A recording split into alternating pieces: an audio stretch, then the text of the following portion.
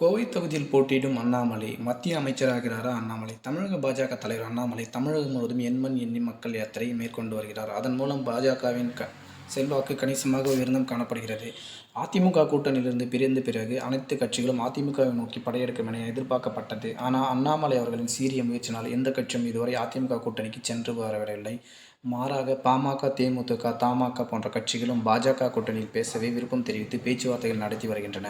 இந்த நிலையில் அண்ணாமலை அவர்கள் 26ஆம் ஆண்டு தமிழகத்தின் முதலமைச்சர் வேட்பாளர் என கணிக்கப்பட்டது. ஆனால் தற்போது கிடைத்திருக்கக்கூடிய புதிய தகவலால் அண்ணாமலை அவர்கள் கோவை தொகுதியில் போட்டியிட்டு வெற்றி பெற்றால் மத்திய அமைச்சராக போறார் என்கிற உறுதியான தகவலும் கிடைத்திருக்கிறது. அதன் மூலம் அண்ணாமலை ஆதரவாளர்களும் பாஜக கோவையில் வெற்றி பெறுவது மிக மிக சவாலான விஷயம் என்றாலும் இதன் மூலம் செந்தில் பாலாஜியின் கோட்டை என வர்ணிக்கப்பட்ட அந்த கொங்கு மண்டலங்களை சிதறடிக்க வேண்டும் என்பதே பாஜகவின் எண்ணமாக இருக்கிறது. எனவே அண்ணாமலை அவர்கள் நேரடியாக களத்தில் இருக்கிறனால் செந்தில் பாலாஜியின் ஒட்டுமொத்த செல்வாக்கும் இந்த தேர்தலில் பறிபோகிவிடும் என தமிழக பாஜக நினைக்கிறது. எனவே கோவையில் அண்ணாமலை அவர்கள் போட்டியிடுவதற்கான வாய்ப்புகள் அதிகம் இருப்பதாகவே கூறப்படுகிறது. தொடர்ந்து அரசியல் சார்ந்த காணொலி தெரிந்து கொள்ள நம்முடைய சேனலை சப்ஸ்கிரைப் செய்யுமாறு அன்போடு கேட்டுக்கொள்கிறோம்.